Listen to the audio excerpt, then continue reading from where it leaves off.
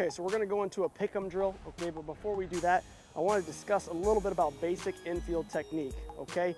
We're not gonna get too in-depth, but I just wanna show you a few things that will lead to success on the defensive side, okay? So first thing we wanna do is we wanna create a three-point triangle, okay? All triangles obviously have 3 points, but we gotta create that with both of our feet and our glove hand, okay? So go ahead and reach out to a ball that you're gonna field there, all right?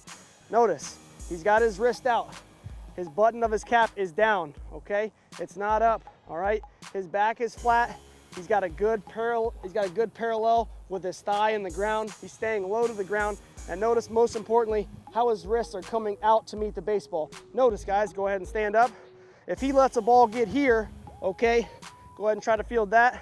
Notice how he's no longer in a triangle position, okay? He's now become a straight line. Go ahead and get back out to the triangle here.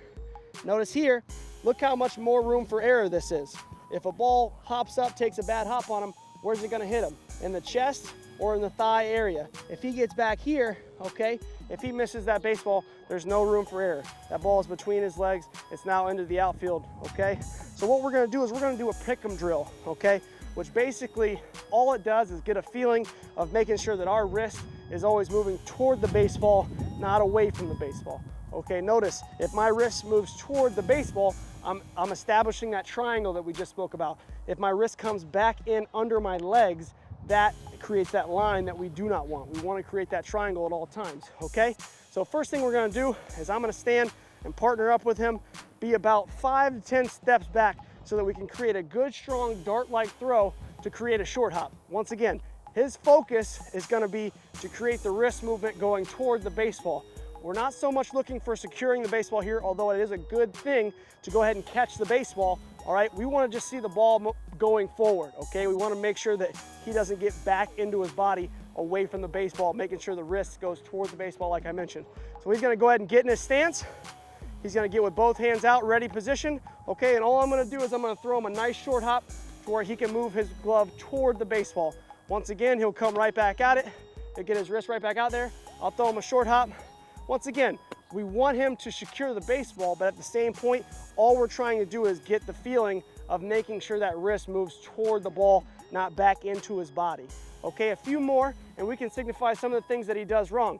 Notice here, he'll do it wrong and bring his body and bring his wrist back toward his body, which creates a tough ball to field if he brings it in here, okay? Once again, there's not a whole lot of room for error. If I throw it low and he lets it go deep, it's gonna be bobbled. It's tough for him to catch. But again, if I get it out in front, his wrist moves toward the baseball, he's got a much greater chance of successful catch, okay? We can also move, now we can go backhand and forehand.